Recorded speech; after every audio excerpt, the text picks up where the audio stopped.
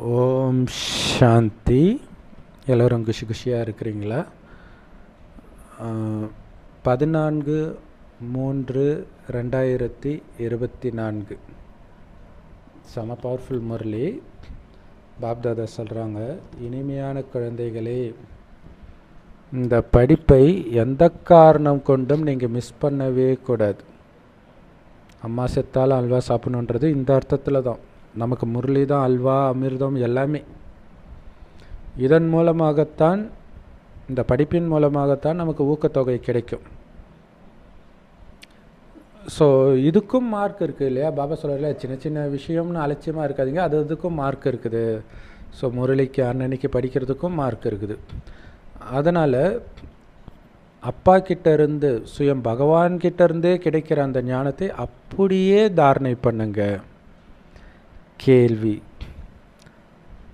தகுதி வாய்ந்த பிராமணர்கள் அப்படின்னு யாரை சொல்லுவோம்? அவங்களுடைய அடையாளங்கள் என்ன? தகுதி வாய்ந்த பிராமணர்கள் அப்படின்னு யாரை சொல்லுவோம்னா, யார் இந்த பாபாவுடைய சத்திய கீதா ஞானத்தை மனப்பாடமாக சொல்லக்கூடியவர்களோ அவர்களைத்தான் சொல்லுவோம். அவங்க நிறைய பேரை தனக்கு சமமாக ஆக்குவாங்க. இந்த ஞான செல்வத்தை பலருக்கு தானம் கொடுப்பாங்க. யாரோடும் எந்த கருத்து மோதலிலும் வரமாட்டாங்க. அவங்களுடைய புத்தி எந்த தேகதாரியின் பக்கமும் ஈர்க்கப்படாது. அவர்களுக்குள்ள எந்த விகாரபூதமும் இருக்காது. தேக உணர்வை சந்நியாசம் செய்வதற்கு முயற்சி செய்வாங்க.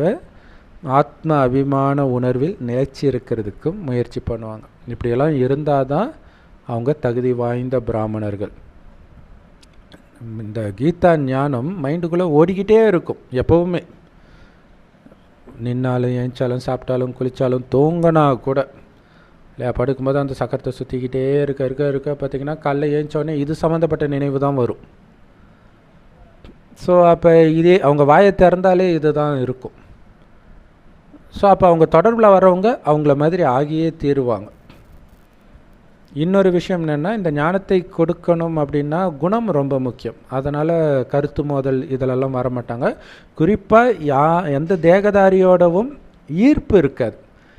ஈர்ப்பு இருந்துச்சு அப்படின்னா அவங்களால சேவை பண்ண முடியாது. பாபாவுடைய ஞானம் வராது. நேரம் தான் வேஸ்ட் ஆகிட்டு இருக்கோம். அவங்க கூட பேசிக்கிட்டே இருப்பாங்க. சக்தியும் போகும், நேரமும் போகும், சேவைக்கான பாயிண்ட்டும் டச் ஆகாது.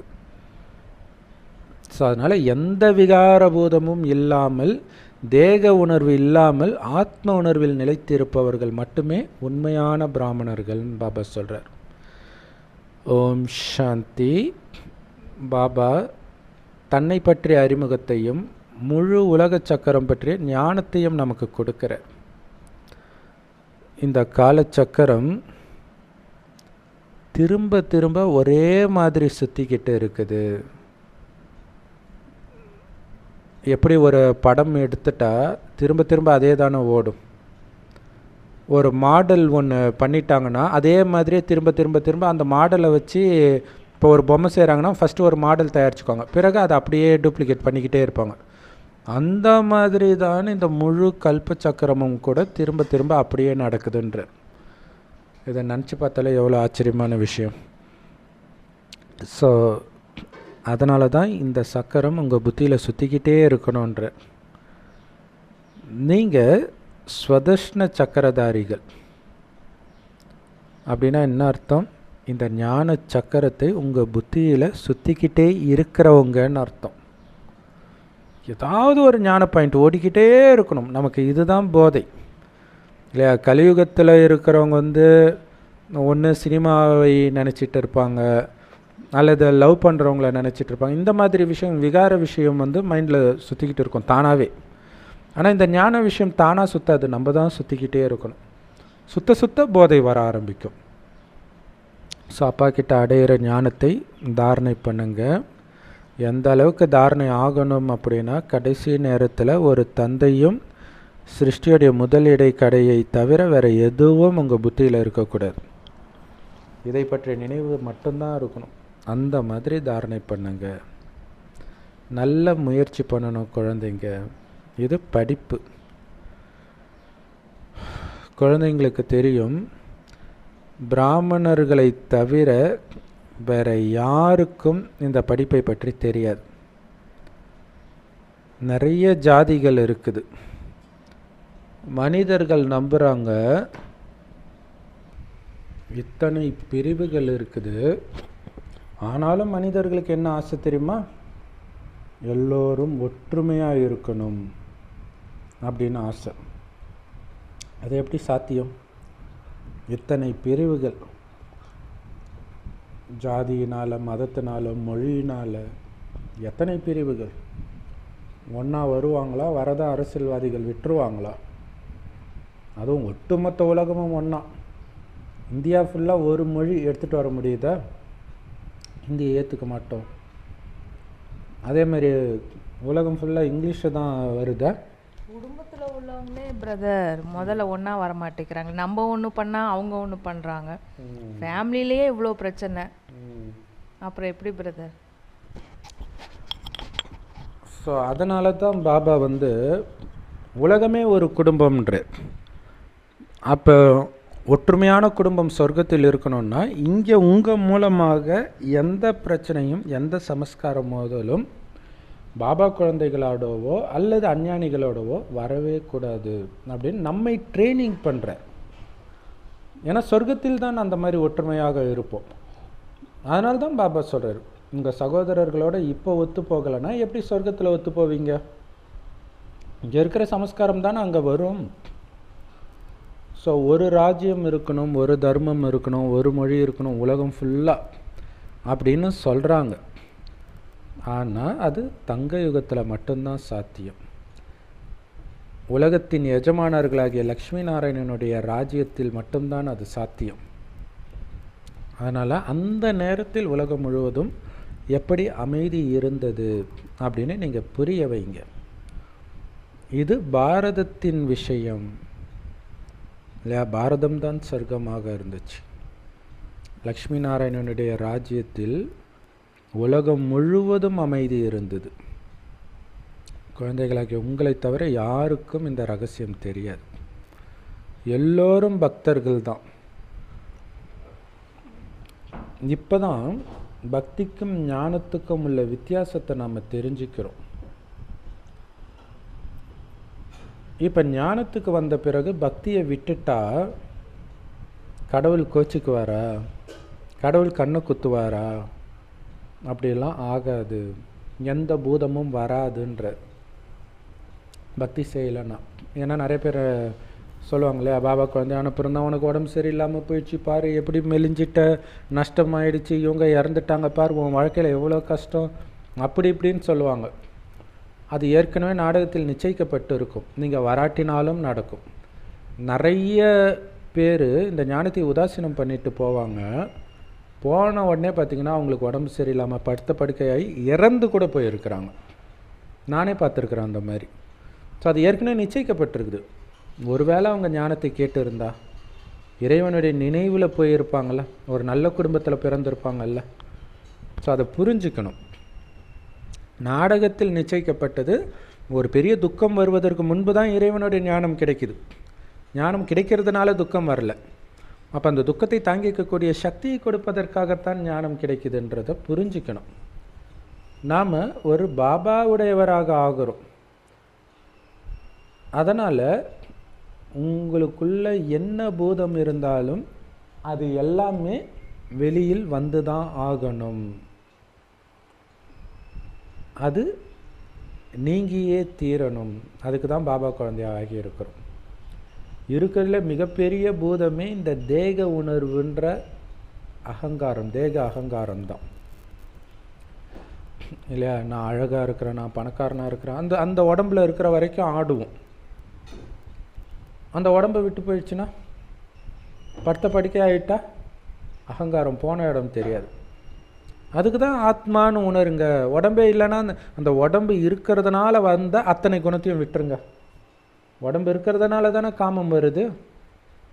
உடம்பு இருக்கிறனால தானே ஆணுன்னு நினைக்கிறீங்க, பெண்ணுன்னு நினைக்கிறீங்க. அப்போ காமம் வராது தானே. உடம்பு இருக்கிறனால நான் கத்துவேன், கத்தி நான் நினச்ச மாதிரி மற்றதை மாற்றுவேன். உடம்பே இல்லைன்னா எது நடந்தாலும் கம்முன்னு தானே இருப்பீங்க. அதுதான் ஆத்ம அபிமான நிலை. அதனால் தேக உணர்வு நீங்கணும்னா ஆத்ம அபிமானி ஆகுங்கள்னு பாபா சொல்கிறார். பாபாவை நினைவு செஞ்சுக்கிட்டு இருந்தால் எந்த பூதமும் உங்கள் முன்னாடி வந்து நிற்கிறதுக்கு தைரியம் கொள்ளாது. 21 ஜென்மத்துக்கு எந்த பூதமும் வரப்போகிறது கிடையாது. இந்த 5 விகார பூதங்கள் ராவண சம்பிரதாயத்தை சார்ந்தது. ராவண சம்பிரதாயம் வேற, ராம சம்பிரதாயம் வேற. ராவண சம்பிரதாயத்தில் இருக்கிற எதுவும் ராம சம்பிரதாயத்தில் இருக்காது. ராவணனுடைய ராஜ்யத்தில் எல்லோரும் கீழானவர்களாக இருக்கிறாங்க. ராமராஜ்யத்தில் தான் உத்தம புருஷர்களாக இருக்கிறாங்க. இந்த வித்தியாசத்தை குழந்தைகளாகிய உங்களை தவிர வேற யாருக்கும் தெரியாது. உங்களிலும் நல்ல புத்திசாலி குழந்தைகள் மட்டும்தான் நல்லா புரிஞ்சுக்கிறாங்க. ஏன்னா மாயை சாதாரண ஆளு கிடையாதே. குழந்தைங்களை படிக்கிறதை எப்படிடா நிறுத்தலான்னு பார்க்கும், சென்டருக்கு போகிறத எப்படிலாம் நிறுத்தலான்னு பார்க்கும். தெய்வீக குணத்தை வர விடாமல் தடுத்துக்கு அசுர குணத்தையே தோன்ற மாதிரி வேலையை பண்ணிக்கிட்டே இருக்கும் இந்த மாயான்ற பூனை. அதுலேயும் உங்களுடைய கண்கள் இருக்குது பாருங்கள், ரொம்ப ரொம்ப ஏமாற்றிடுது. ஏதாவது ஒரு நல்ல விஷயத்தை பார்த்தா எடுத்து சாப்பிட்டுடுறாங்க. ஸோ அடுத்தது காமத்துக்கும் பொருந்தும் இல்லையா. கண்கள்னால தான் ஏமாறுறாங்க. அதனால தான் கண்கள் மிகப்பெரிய எதிரின்றார் பாபா. கண்களுக்கு கடிவாளம் இடுங்கள்ன்றார். ஆத்மாவை மட்டும் பாருங்கள், 3வது கண் எப்பவும் திறந்தே இருக்கட்டும்ன்றார். இந்த லக்ஷ்மி நாராயணன் ஆகிறது தான் நம்முடைய லட்சியம். அப்போ அவர்களை மாதிரி தெய்வீக குணங்களை தாரணை பண்ணாதான் அவர்களை மாதிரி நாம் ஆக முடியும். அங்கே லக்ஷ்மி நாராயணன் எப்படியோ அப்படியே பிரஜைகளும் தெய்வீக குணம் நிரம்பியவர்களாக இருப்பாங்க.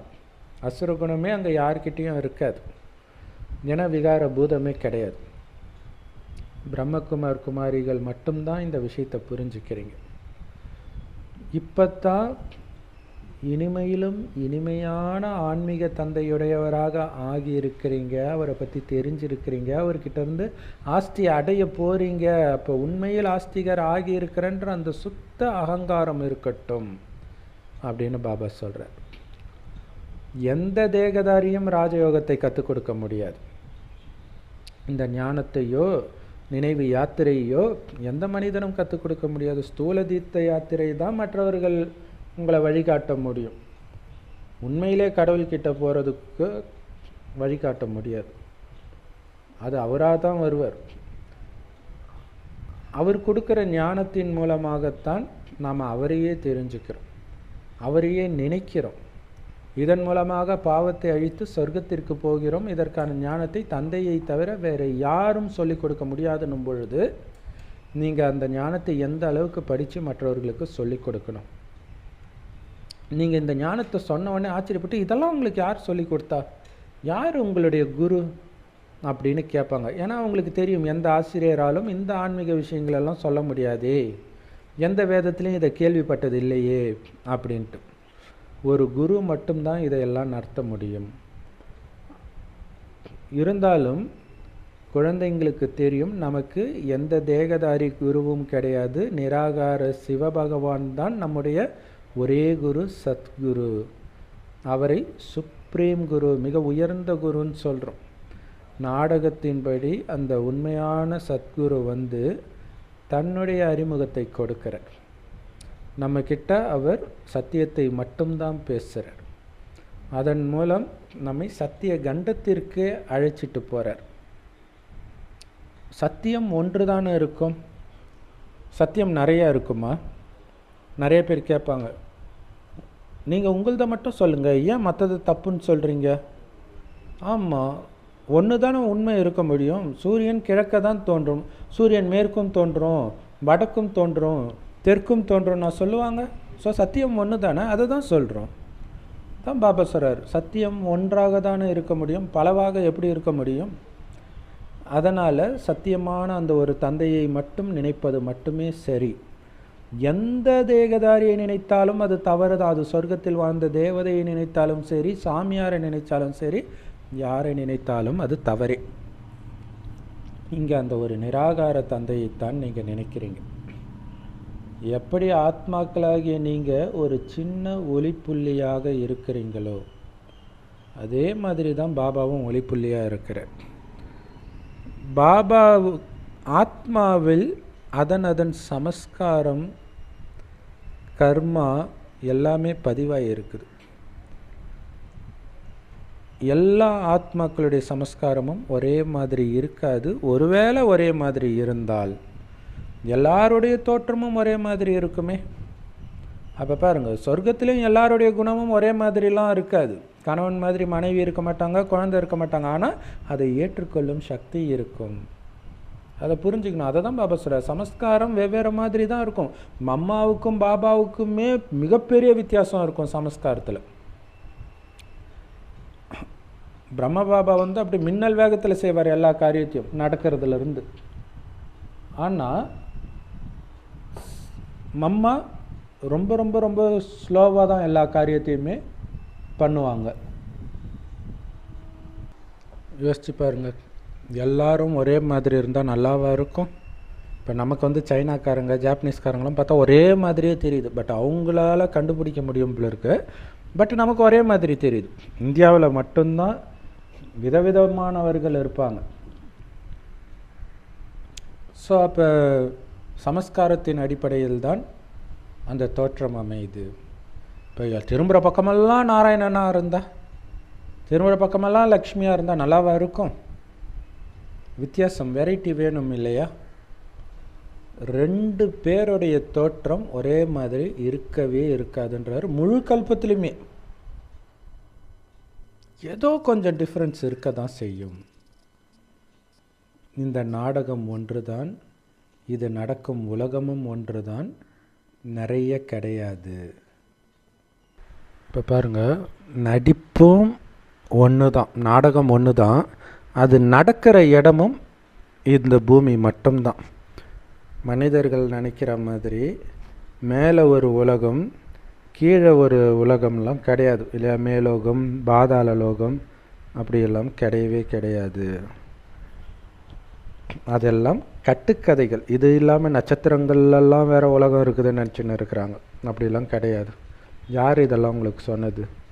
உடனே இந்த வேதம் அந்த வேதம்னு சொல்கிறாங்க. கண்டிப்பாக மனிதர்கள் தானே வேதங்களை எழுதுனாங்க. மனிதர்கள் இந்த பூமியில் தானே தோன்றுனாங்க. அவங்களுக்கு எப்படி தெரியும்? சம பாயிண்ட் இல்லை. ஆனால் கடவுளை வந்து எழுதினார். இந்த நாடகம் ஏற்கனவே நிச்சயிக்கப்பட்டது.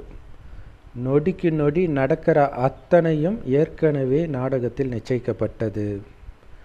எப்படி இந்த முழு காலச்சக்கரமும் சுற்றுது அப்படிங்கிறது உங்கள் புத்தியில் இருக்கும்.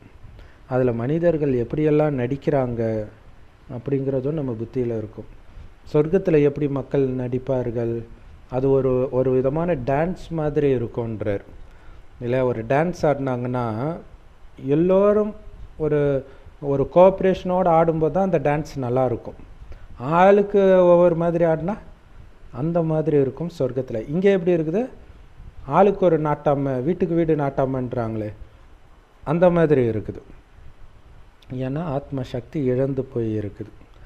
ஸோ இதை இப்போ நம்மளை வந்து அந்தளவுக்கு பக்குவப்படுத்துகிற மிகப்பெரிய ஞானமே நாடகம் நிச்சயிக்கப்பட்டது, நத்திங் நியூ. அப்போ தடை வருது, எது வருதுனாலும் அந்த நேரம் டென்ஷன் ஆகிறதுக்கு பதிலாக இதுதான் நாடகத்தில் பதிவாகி இருக்குது, அவ்வளோதான். ஸோ இதையும் நான் ஜெயிக்கிறேன். இங்கே ஜெயிக்கிறதுன்றது என்னது? உங்கள் அமைதி கெடாமல் இருக்கிறது தான். எப்படி இந்த காலச்சக்கரம் சுற்றுதுன்ற ஞானம் உங்கள் புத்தியில் இருக்குதுன்றதுடைய அர்த்தம் என்னன்னா, அது மைண்டில் சுற்றிக்கிட்டே இருக்கணும். இது நாடகம் நிச்சயிக்கப்பட்டது நடக்குது. 5000 வருஷத்துக்கு முன்னாடி நடந்ததை நான் பார்த்துக்கிட்டு இருக்கிறேன்னு பாருங்கள். இப்போ நடக்கிறத பார்க்குறதா நினைக்காதீங்க. அப்போ உங்களுக்கு டென்ஷனே ஆகாது இல்லையா? நம்ம நிறையா சொல்லுவோம் இல்லையா, எல்கேஜியில் அந்த மாதிரி சின்ன வயசில் இருந்த இதை இப்போ எனக்கு பாட்டு கொடுத்தா நான் நல்லா படிப்பேனேன்னு தோணும். சில விஷயங்கள் இப்போ வந்துச்சுன்னா நான் நல்லா ஹேண்டில் பண்ணியிருப்பேனே, மறுபடியும் காலத்தில் பின்னோக்கி போயிருக்கக்கூடாதா அப்படின்னு தோணும். பாபா சொல்கிறார், ஆமாம், 5000 வருஷம் பின்னோக்கி தான் நீங்கள் போயிருக்கிறீங்க. 5000 வருஷத்துக்கு முன்னாடி விஷயந்தான் நடந்துகிட்ருக்கு. என்னெல்லாம் மாற்றணும்னு நினைக்கிறீங்களோ இப்போ மாற்றுங்கன்ற. சூப்பர்ல, செம பாயிண்ட் இது. அப்படி பாருங்க. ஏன்னா தங்க யுகத்தில் நடிக்கக்கூடிய பாகம் உங்களுக்கு மட்டும்தான் இருக்குது. அதை மாற்றிக்கிறீங்க இல்லையா? தொடர்ந்து ஒரு மாதிரி பிஹேவ் பண்ணிக்கிட்டே இருக்கிறீங்க. திடீர்னு பாபா ஞானம் கிடைக்குது, கொஞ்சம் கொஞ்சம் கொஞ்சமாக அந்த ஞானம் உள்ளே போக போக அந்த பிஹேவியரை மாற்றுறீங்க. அதே சுச்சுவேஷன் வருது, ஆனால் நீங்கள் நடந்துக்கிற விதம் இப்போ மாற ஆரம்பிக்குது. எப்படி ஒரு டைமுக்கு அப்புறம் அது எப்படி இருக்கும்? தங்க யுகத்தின் நாடகமாக இருக்கும். அப்படி தான் தங்க யுகமே வருது. நீங்கள் வரிசைக்கிரமமாக உங்களுடைய பாகத்தை நடிக்கிறதுக்காக மேலேருந்து வர்றீங்க. பாபா எல்லாத்தையும் உங்களுக்கு எவ்வளோ தெளிவாக புரிய வைக்கிறார். அப்போ இது எல்லாத்தையும் எதுக்கு புரிய வைக்கிறார்? மற்றவர்களுக்கு நீங்கள் புரிய வைக்கணுன்றதுக்காக. நல்லா பெரிய பெரிய சென்டரை திறங்க. அப்போ தான் பெரிய பெரிய பெரும்புள்ளிகள்லாம் வருவாங்க. சின்ன இடத்துக்கு வர்றதுக்கெல்லாம் அவங்களுக்கு ப்ரெஸ்டேஜ் இடம் கொடுக்காது. அப்போ தான் பெரிய பணக்காரங்க, விஐபி, ஏழைகள் எல்லாரும் வருவாங்க. இந்த ஞானம் ஏழைகளுடைய புத்தியில் ஈஸியாக நுழைஞ்சிடும், பணக்காரர்களை விட, விஐபியை விட. அதனால் இந்த ஞானத்துக்காக பாருங்கள், ஏழைக்கு வேலைக்கு போனால் தான் சாப்பாடு, அவனுக்கு டைம் கிடைக்கும். இவன் 10 தலைமுறைக்கு ஏற்கனவே சொத்து இருக்கும். இவன் சொல்லுவான் பணக்காரன், எனக்கு டைமே இல்லைங்க, எனக்கு வரணும்னு ஆசை தான், ஆனால் எனக்கு டைம் இல்லை இதெல்லாம் படிக்கிறதுக்கு, அவ்வளோ பிஸி நான் அப்படின்வான். சில குழந்தைங்க சத்தியம் பண்ணுறாங்க, பாபா நான் நல்லா படித்து முழு ஆஸ்தி அடையிறேன்ட்டு. அப்படி சத்தியம் பண்ணிவிட்டு நீ படிக்கலை அப்படின்னா உனக்கு நீயே பாதகம் விளைவித்து கொள்கிறாய். மாயை அவங்கள தன் பக்கம் இழுத்துக்கிறான். நிறைய குழந்தைங்க இப்படி மாயின் கவர்ச்சியில் சிக்கி படிப்பை நிறுத்திடுறாங்க. ஸோ படிப்பை மிஸ் பண்ணுறீங்கன்னாலே ஃபெயில் ஆகிடுவீங்க. அப்போ மொத்தமாக விட்டால் என்ன பண்ணுறது?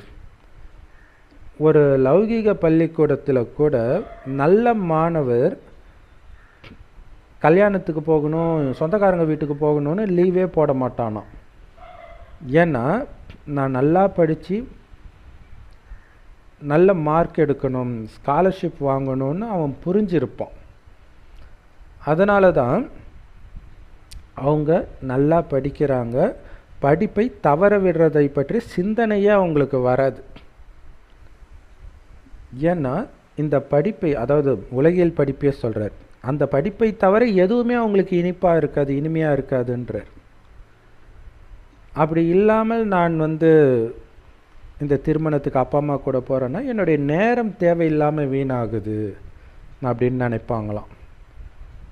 அப்படி இருக்கும் பொழுது மிக உயர்ந்தவர் நம்முடைய ஆசிரியர், ஒரே ஒரு ஆசிரியர் நடத்துகிறார்.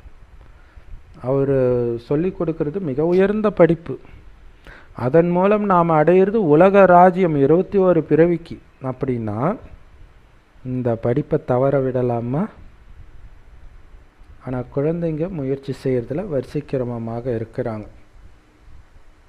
ஆனால் மாணவர்கள் நல்லா படிக்கிறவங்களாக இருந்தால் தான் ஆசிரியருக்கு சொல்லி கொடுக்கறதுல சந்தோஷம் இருக்கும், லௌகீக ஆசிரியர்களுக்கே.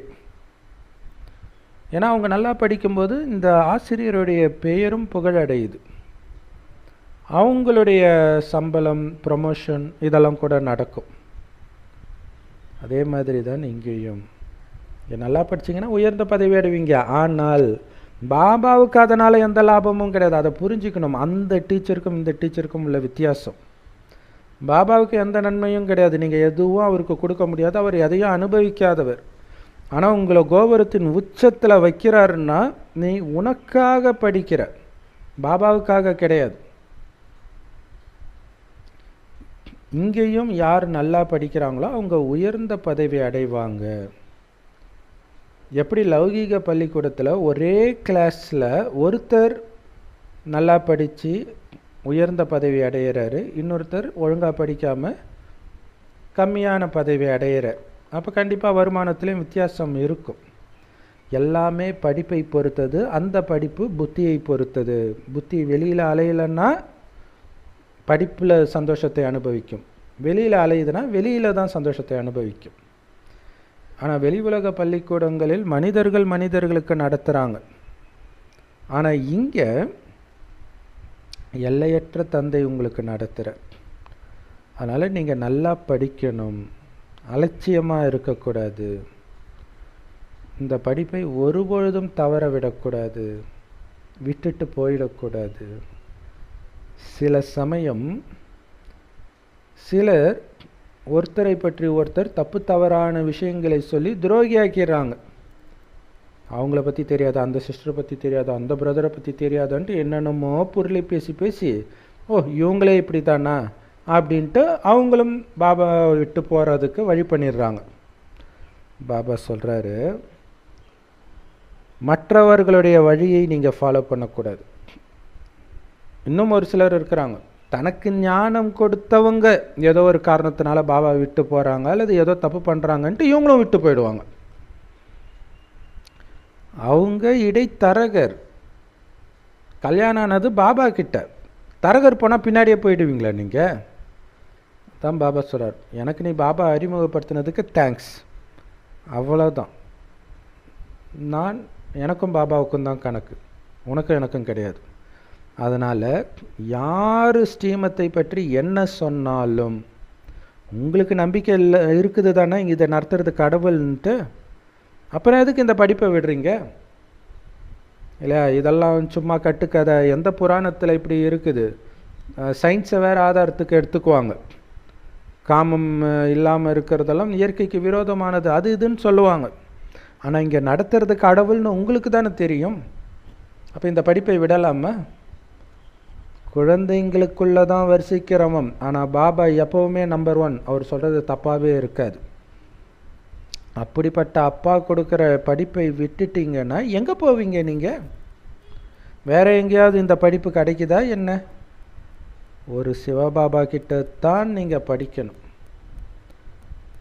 அவரோடு நமக்கு ஒப்பந்தமாகி இருக்குது, நிச்சயமாகி இருக்குது.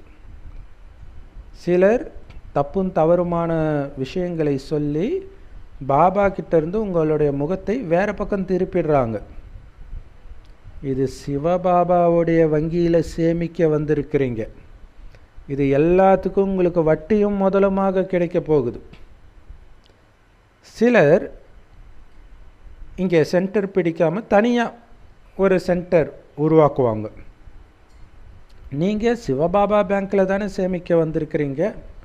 நீங்கள் தனியாக போய் ஒரு சென்டரை ஆரம்பிச்சிங்கன்னா எப்படி சிவபாபா பேங்க்கில் உங்களுக்கு சேமிப்பாகும்? இப்போ குழந்தைங்க வராங்க, அவங்களால முடிஞ்சதை சிவபாபா பண்டாரால் போடுறாங்க. இங்கே ஒரு பைசா கொடுத்தாலும் அதற்கு பலனாக 100 மடங்கு அவங்களுக்கு கிடைக்கிது. ஒரு மாளிகையே அவங்களுக்கு கிடைக்கிது. நீங்கள் தனியாக எடுத்துகிட்டு போனீங்கன்னா இப்போ யஜ்யம் நடக்கணும்ல, யஜ்யம் நடக்கிறதுக்கு காசு வேணுமில்ல. அப்போ நீங்கள் தனியாக ஒரு சென்டரை வச்சுருக்கிறீங்க அப்படின்னும் போது பாபா யஜ்யத்துக்கு காசு வரலையே. இப்போ பாபா யஜ்யத்துக்கு காசு வரலன்னா பாபா எப்படி அவங்களுக்கு பலனை கொடுக்க முடியும்? இந்த ஒட்டுமொத்த பழைய உலகமும் அழிய போகுது. நிறைய பேர் பணக்கார குடும்பங்கள்லேருந்து வராங்கல்ல.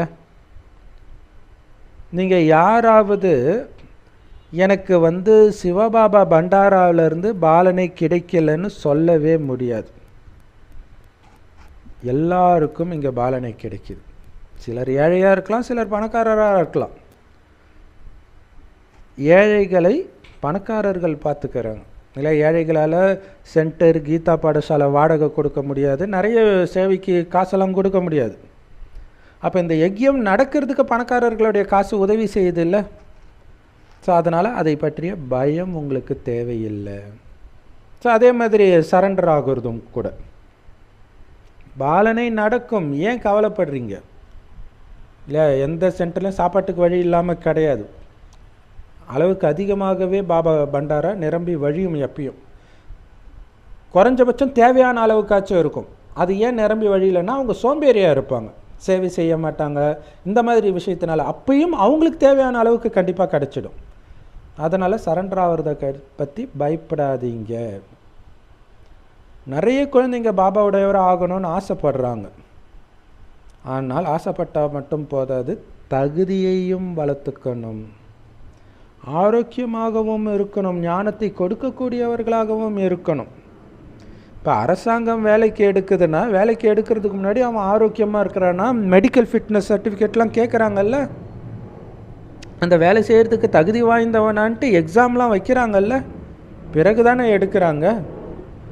அதே மாதிரி இங்கேயும் அது நல்ல ஆத்மா தானா, தகுதி வாய்ந்த ஆத்மா தானா, தூய்மையாக இருக்குதா, பாபா மேலே போதை இருக்குதா, சேவைன்னு துடிக்குதா, இதையெல்லாம் செக் பண்ணிட்டு தான் சரண்டர் பண்ணலாமா வேண்டாமான்னு யோசிப்பாங்க. அவங்களால சேவை பண்ண முடியுதா, இதெல்லாம். எல்லோரும் வரிசை கிரமமாக இருக்கிறாங்க. ஒவ்வொருத்தரும் அவங்கவுங்களுக்காக அவங்கவுங்க தான் முயற்சி பண்ணணும். சிலர் நல்ல முயற்சி பண்ணுறாங்க, பிறகு ஏதோ ஒரு காரணத்தினால பாபா விட்டு போயிடுறாங்க. பிறகு அது அவங்களுடைய ஆரோக்கியத்தை பாதிக்குது, ஆயுளை குறைக்குது, ஆத்மாவுடைய ஆயுளை. நாம் சதா காலமும் பல ஜென்மத்துக்கு ஆரோக்கியமாக இருக்கிறதுக்குத்தான் பாபா இந்த ஞானத்தை கொடுக்கிறார். ஆர்வம் உள்ளவர்கள் புரிஞ்சுக்குவாங்க, பாபாவை நினைவு செய்தால் மட்டுமே பாவம் அழியும் அப்படின்ட்டு. ஏன்னா சேவையும் முக்கியம்தான், நினைவும் முக்கியம். நினைவோடு சேர்ந்த சேவை முக்கியம். ஏன்னா ரெண்டும் சேர்ந்தது தான் ரெட்டை பூட்டு மாயாவுக்குன்றார். ஸோ அதனால் நினைவோடு சேவை செய்யணும். அப்போ தான் சேவையே பண்ண முடியும். இல்லாட்டினா சக்தியும் இருக்காது, சமஸ்கார மோதல் வந்தால் அதை தாங்கி நிற்கவும் முடியாது. ஸோ நல்ல குழந்தைகள் நல்ல முயற்சி பண்ணுறாங்க. ஆனால் சிலர் டைம் பாஸுக்காக இங்கே வராங்க, வீட்டில் இருந்தால் போர் அடிக்குதுன்ட்டு வராங்க. ஸோ அதனால் நீங்கள் எந்த கேட்டகரின்னு உங்களை நீங்களே செக் பண்ணுங்க. பாபா சொல்கிறார், நீங்கள் அலட்சியமாக இருந்தீங்க இந்த ஞானத்தில் அப்படின்னா நீங்கள் யாருக்கும் நடத்த முடியாதுன்றது எல்லோருக்கும் தெரிஞ்சிடும். பாபா சொல்கிறாரு, நீங்கள் அந்த 7 நாள் கோர்ஸ் இருக்குது பார்த்தீங்களா, அந்த 7 நாள்லே மற்றவர்களுக்கு ஞானத்தை கொடுக்க தகுதி வாய்ந்தவராக மாறிடணும். சும்மா பேரளவு பிராமணனாக இருக்கக்கூடாது, தகுதி வாய்ந்த பிராமணனாக இருக்கணும். யாரால் பாபா ஞானத்தை சதா நினைவு செஞ்சுக்கிட்டே இருக்க முடியுதோ அவங்க தான் உண்மையான பிராமணன். அவங்க இதயம் ஃபுல்லாக அந்த ஞானம் தான் ஓடிக்கிட்டே இருக்கணும். எப்படி கலியுக பிராமண பூசாரிகள்லையும் வரிசை கிரமம் இருக்கிறாங்க இல்லையா, அதே மாதிரி தான் இங்கேயும். நீங்கள் இந்த படிப்பில் கவனம் கொடுக்கலன்னா என்னவா ஆவீங்க? ஒவ்வொருத்தரும் முயற்சி செய்து சேவைக்கான நிறுவனத்தை கொடுக்கணும் பாபா கிட்ட. அப்போ தான் நீங்கள் கல்பத்திற்கும் என்ன பதவி அடைவீங்கன்றது புரியும். ஏன்னா இப்போ நீங்கள் பண்ணுற ஒன்றும் ஒவ்வொரு கல்பத்துக்கும் உங்களுடைய ஜாதகத்தை இப்போவே எழுதுறீங்க. ஏன்னா இப்போ நீங்கள் முயற்சி பண்ணுறீங்கன்னா எந்த கல்பத்திலையும் உங்களால் முயற்சி பண்ணாமல் இருக்க முடியாது. எவ்வளோ சூப்பரான விஷயம், அதை நினைக்கும் போதே நமக்கு எவ்வளோ சந்தோஷமாக இருக்குது இல்லையா? நீங்கள் படிக்கலை, மற்றவர்களுக்கு ஞானத்தை கொடுக்கலை அப்படின்னா நீங்கள் உள்ளுக்குள்ளேயே புரிஞ்சுக்கோங்க, நான் ஒழுங்காக படிக்கலை, அதனால தான் என்னால் யாருக்கும் நடத்த முடியலைன்ட்டு. நிறைய பேர் சொல்லுவாங்க, எனக்கு அதெல்லாம் புரியுது ஆனால் நடத்த மட்டும் வர மாட்டேங்குது. அதான் பாபா சொல்கிறார், உனக்கே புரியல அதனால் தான் நடத்த மாட்டேற, புரிஞ்சால் உன்னால் நடத்தாமல் இருக்க முடியாதுன்றார்.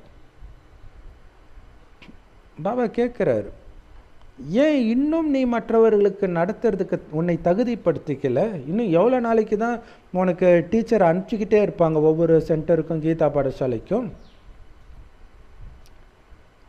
நீங்கள் மற்றவர்களை உங்களுக்கு சமமாக ஆக்கணும், அந்த அளவுக்கு தகுதியை வளர்த்துக்கணும். யார் நல்லா படிக்கிறாங்களோ அவங்க மற்றவர்களையும் தனக்கு சமமாக ஆக்குறதுக்கு உதவி பண்ணணும். ஆனால் நிறைய பேர் தங்களுக்குள்ள சமஸ்கார மோதலில் வந்துடுறாங்க, அது ஒரு பிரச்சனை. இன்னொரு பிரச்சனை என்ன தெரியுமா, ஒருத்தர் மீது ஒருத்தர் பற்று வந்துடுது, ரெண்டுத்தினாலையுமே படிப்பை விட்டுட்டு போயிடுறாங்க இல்லையா? சண்டை வந்தாலும் விட்டுட்டு போயிடுறாங்க, பற்று வந்தாலும் விட்டுட்டு போயிடுறாங்க, கல்யாணம் பண்ணிட்டு போயிடுறாங்க. ஸோ பாபா சொல்கிற மாதிரி ஸ்ரீமத் படி யார் முயற்சி பண்ணுறாங்களோ அதோடைய பலனை அவர்கள் தான் அடைவார்கள். அதனால் முயற்சி செஞ்சால் பலன். மற்றவர்கள் சொல்கிறதுனால நீங்கள் ஏன் அதன் வசப்பட்டு படிப்பை நிறுத்துறீங்க? உங்களை மற்றவங்களா நாராயணனாக்குறாங்க, நான் தானே நாராயணனாக்குறேன், அப்போ நான் சொல்கிறது தானே நீங்கள் கேட்கணும். என்ன பண்ணுறது, மற்றவர்கள் சொல்கிறத கேட்டு படிப்பை விட்டுட்டு போகிறதும் நாடகத்தில் பதிவாகி இருக்குது. அவங்க அதிர்ஷ்டத்தில் இல்லை. என்ன பண்ணுறது? நாளுக்கு நாள் இந்த படிப்பும் இன்னும் இன்னும் தீவிரமாகுது. நிறைய சென்டர்கள் திறக்கப்பட்டுக்கிட்டே இருக்குது. எல்லா செலவுகளும் குழந்தைங்களே பார்த்துக்கிறாங்க. சிவபாபா எந்த செலவும் பண்ணுறது கிடையாது. இருக்கிறதுல மிக அற்புதமான தானம் இந்த ஞானத்தை தானம் பண்ணுறது. இந்த ஞானத்தை தானம் பண்ணுறதுக்கான சென்டரை திறக்கிறது இந்த மாதிரி தானங்கள் தான். அஞ்ஞானிகள் பக்தர்கள் பண்ணுற தானத்தினால அவங்களுக்கு எல்லைக்குட்பட்ட தற்காலிக சந்தோஷம்தான் கிடைக்கிது.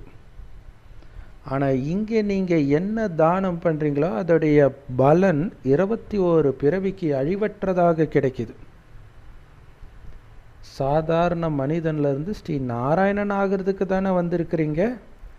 அப்போ எவ்வளவு நல்லா படிக்கணும், எவ்வளோ காம்படிஷன். 33 கோடி பேர் எழுதுகிற எக்ஸாம். அவங்க சொல்லுவாங்க 5 லட்சம் பேர் எழுதுனதில் நான் 100வது ரேங்க் எடுத்துட்டேன் தெரியுமான்னு பெருமையாக சொல்லுவாங்க. இங்கே 33 கோடி பேரில் ஃபஸ்ட் ரேங்க் நீங்கள் எடுக்கணுன்னா எவ்வளவு கவனம் கொடுக்கணும்னு யோசிச்சு பாருங்கள். ரெகுலராக படிக்கணும். ஆனால் இந்த தேக உணர்வு இருக்கிற காரணத்தினால தான் நிறைய பேர் உங்களுக்குள்ளே சண்டை போட்டுக்கிறீங்க. உண்மையிலே நீங்கள் மற்றவர்களோட சண்டை போடலை, உங்கள் அதிர்ஷ்டத்தோட சண்டை போடுறீங்கன்னு புரிஞ்சுக்கோங்க. உங்கள் அதிர்ஷ்டத்தை பார்த்து கோச்சிக்கிறீங்கன்னு புரிஞ்சுக்கோங்க படிப்பை விடுறீங்கன்னா. அதனால தான் பாபா சொல்கிறாரு, தாய்மார்கள் தான் இங்கே பெரும்பான்மையானவர்களாக இருக்கிறாங்க. தாய்மார்களுடைய பேர் தான் மகிமைப்பாடுது, வந்தே மாதிரம் அப்படின்ட்டு. ஏன்னா இப்போ சென்டரில் போய் சிஸ்டர் ஒன்று சொல்கிறாங்க அப்படின்னா ஆண்கள் வந்து டக்குன்னு கோச்சிக்குவாங்க, சுருன்னு ஈகோ வரும் பெண்களுக்கு ஒப்பிடும்பொழுது. ஆனால் பெண்களுக்கு வந்து இயல்பாகவே அந்த பொறுமை இருக்கும். அதிலும் குறிப்பாக தாய்மார்களுக்கு. திருமணமாகாத பெண்களுக்கு கூட ஈகோ இருக்குன்னு வச்சுக்கோங்க. வீட்டில் குடும்பத்திலே நல்ல அடி வாங்கிட்டு போகிறவங்களுக்கு வந்து அது ஒரு ஈஸியாக ஓரளவு தாங்கிக்குவாங்க. ஃபஸ்ட்டு கொஞ்சம் கஷ்டப்பட்டால் கூட தாங்கிக்குவாங்க.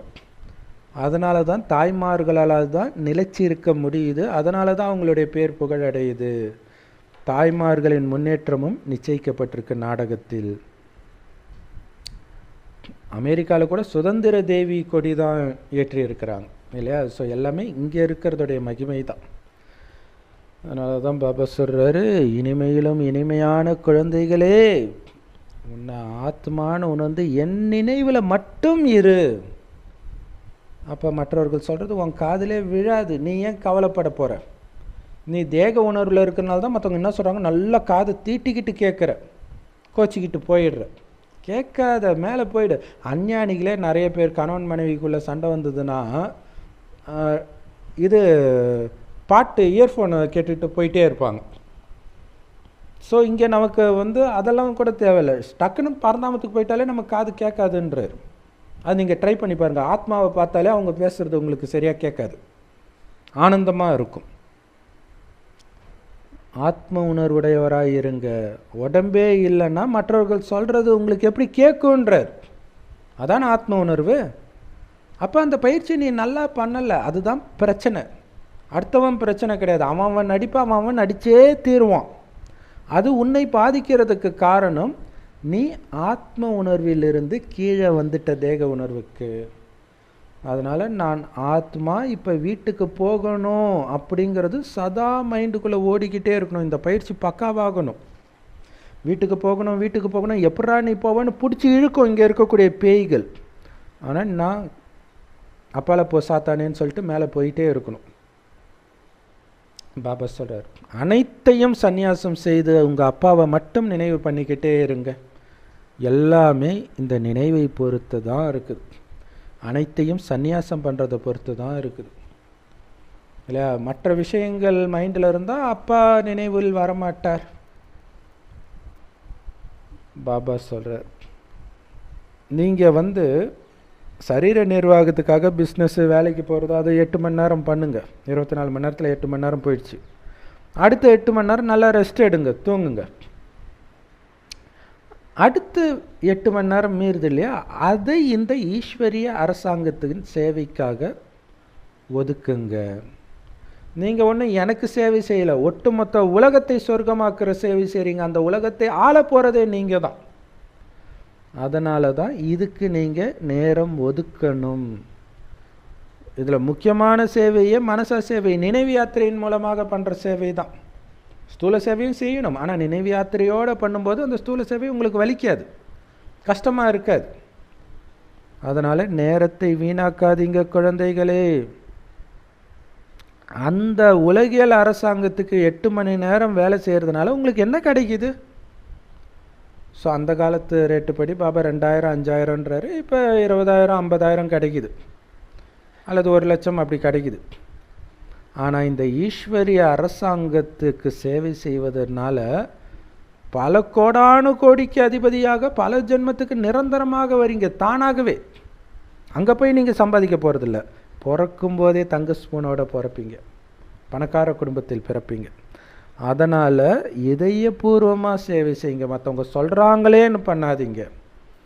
இல்லையா, நீங்கள் என்ன மனநிலையில் பண்ணுறீங்கன்றதை பார்த்து தான் உங்களுக்கு மார்க்கு பதவி எல்லாமே. நீங்கள் அஷ்டரத்தினத்தில் ஒருவராக ஆக ஆசைப்பட்டீங்கன்னா கண்டிப்பாக குறைஞ்சபட்சம் ஒரு நாளைக்கு 8 மணி நேரம் பாபா நினைவில் இருக்கணுன்றார். பக்தி மார்க்கத்தில் கூட எவ்வளவோ நினைக்கிறாங்க, ஓம் நம சிவாய ஓம் நம சிவாய லட்சம் முறையெல்லாம் சொல்லிட்டு இருக்கிறாங்க, அகோரிகள்லாம் விடிய விடிய சொல்லுவாங்களாம். ஆனால் உண்மையில் அதனால் எந்த பிரயோஜனமும் கிடையாது. அவங்க நேரத்தை வீணாக்கிட்டு இருக்கிறாங்களே தவிர எதையும் அதனால் அடையிறது கிடையாதுன்ற. பக்தி மார்க்கத்தில் அப்படி பண்ணும், எதையும் அடையாததுக்கு. இப்போ கன்ஃபார்மாக அடையிறோம் தெரிஞ்சு ஏன் முயற்சி பண்ண மாட்டீங்க? அதுவும் இப்போவே அந்த ஆனந்தத்தை அடையிறோம். கங்கை நதியில் குளிக்கிறதுனால, ஜபம் பண்ணுறதுனால, தானம் புண்ணியம் பண்ணுறதுனால யாரும் கடவுளை அடைய முடியாது. ஸோ இறைவனே வருகிறார், வரும்பொழுது அவரை அடையாளம் கண்டுக்கிட்டு அவர் சொல்வதன்படி அவரை நினைவு செய்து இந்த செய்தியை மற்றவர்களுக்கு கொடுக்கும் சேவையின் மூலமாகத்தான் முழு ஆஸ்தியையும் அப்பா கிட்டேருந்து நேரடியாக நாம் அடையிறோமே தவிர மனிதர்கள் உருவாக்கிய பக்தி முறையினால் கிடையாது. இங்கே தான் நீங்கள் அப்பா கிட்டேருந்து ஆஸ்தியை அடையிறீங்க. நல்லது. இனிமையிலும் இனிமையான அப்பாவுக்கு இனிமையிலும் இனிமையான குழந்தைகளுடைய அன்பு நினைவுகள் மற்றும் காலை வணக்கம். மற்றவர்களுடைய பேச்சை கேட்டுட்டு ஸ்ரீமத்தை மீறாதீங்க. தவறான விஷயத்தை கேட்டு பாபா கிட்ட இருந்தும் படிப்பு கிட்ட இருந்தும் விலகி போயிடாதீங்க. யாரோடும் உங்களுக்கு கருத்து மோதல் இருக்கக்கூடாது. உங்களை நீங்கள் அடிக்கடி செக் பண்ணிக்கிட்டே இருக்கணும். நான் எதுலையாவது அலட்சியமாக இருக்கிறேன்னா, படிப்பில் முழு கவனம் கொடுக்குறேன்னா, அல்லது நேரத்தை வீணாக்குறேன்னா, ஆத்ம உணர்வில் இருக்கிறேன்னா, இதயபூர்வமாக இந்த ஆன்மீக சேவை செய்கிறேனா அப்படின்னு கேட்டுக்கிட்டே இருங்க. வரதானம். ஆன்மீக அத்தாரிட்டியின் மூலமாக இந்த உண்மையான ஞானத்தின் நடைமுறை சொரூபமாகி உண்மையான சேவையை செய்யக்கூடிய அகங்காரமற்றவர் ஆகுங்கள். அதுக்கு விளக்கம், எப்போ ஒரு மரம் கனியை கொடுக்குதோ, நிறைய கனிகளை கொடுக்கும்போது அந்த மரம் என்னாகும், அப்படியே தாழ்ந்து வரும் இல்லையா, வளைஞ்சி கொடுக்கும். ஸோ அப்போ அது அந்த கனியை கொடுக்கும் சேவையை பணிவாக செய்யுது. அதே மாதிரி தான் இந்த ஆன்மீக ஞானத்தை மற்றவர்களுக்கு கொடுக்கக்கூடிய தகுதி வாய்ந்த ஆன்மீக அதிகாரம் படைத்த குழந்தைகள் ஒவ்வொருத்தர்கிட்டையும் பணிவாகவும் அன்பாகவும் இருப்பாங்க. எந்த அளவுக்கு ஞானம் உள்ளே போயிருக்கோ அந்த அளவுக்கு பணிவாகவும் அன்பானவராகவும் இருப்பாங்க. யாருக்கு இந்த ஞானத்தை கொடுக்கக்கூடிய தகுதியும் உரிமையும் கம்மியாக இருக்குதோ அவங்க தான் அகங்காரம் பிடிச்சி ஆடுவாங்க. ஸோ சத்தியத்தின் அதிகாரம் கொண்டவர்களுக்கு அகங்காரமே இருக்காது இந்த ஞானம் இருக்கிறதுனால. ஸோ இதுதான் சத்தியமான ஞானத்துடைய நடைமுறை சொரூபம். அதனால் நீங்கள் எந்த அளவுக்கு இந்த ஞானத்தை கொடுக்கக்கூடிய உண்மையான சேவாதாரி ஆகுறீங்களோ அந்த அளவுக்கு உங்களுடைய வார்த்தையில் அன்பும் பணிவும் இருக்கும் அப்படின்னு பாபா சொல்கிறார் இல்லையா. எந்த அளவுக்கு, அதாவது பாபா சொல்கிறார் தைரியமும் பணிவும் கலந்து இருக்கணும்னு. தைரியம் இல்லாத பணிவு வேஸ்ட்டு. இல்லை என் புருஷனுக்கு பிடிக்கல, எங்கள் அப்பா அம்மாவுக்கு சென்டருக்கு போகிறதுக்கு பிடிக்கல அப்படின்ட்டு விட்டுட்டு போயிடுவாங்க, அது வேஸ்ட்டு. அதே மாதிரி பணிவில்லாத தைரியம் அகங்காரம், அதுவும் வேஸ்ட்டு. ரெண்டும் சமநிலையில் இருக்கணும் இல்லையா? இதுதான் சத்தியம், இதைத்தான் ஃபாலோ பண்ணுவேன், இதை சொல்லும் பொழுதும் பணிவாக சொல்லணும், மற்றவர்களுக்கு அன்பாக சொல்லணும். ஸோ ரெண்டுத்துக்கும் பேலன்ஸ் இருக்கணும், தைரியமும் இருக்கணும், அதே நேரத்தில் பணிவும் இருக்கணும். ஏன்னா இந்த ஞானமே தைரியம் வச்சா தான் ஃபாலோ பண்ண முடியும். ஸ்லோகன், நம்ம அதிர்ஷ்டத்தை உருவாக்குறதுக்காக இங்கே வந்திருக்கிறோம் இல்லையா, அந்த அதிர்ஷ்டத்தின் ஆதாரமே தியாகம்தான்ற. எதையும் நான் தியாகம் பண்ண மாட்டேன் அப்படின்னு சொல்கிற ஒருத்தரால் அதிர்ஷ்டத்தை உருவாக்கி கொள்ளவே முடியாது. இங்கே நீங்கள் எந்த அளவுக்கு தியாகம் பண்ணுறீங்களோ அந்த அளவிற்கு உயர்ந்த அதிர்ஷ்டத்தை நீங்கள் உருவாக்கிக்கிறீங்க. Om Shanti. Love you Bap Dada. Thank you Bap Dada. குஷியாக இருங்க, குளிர்ச்சியாக இருங்க.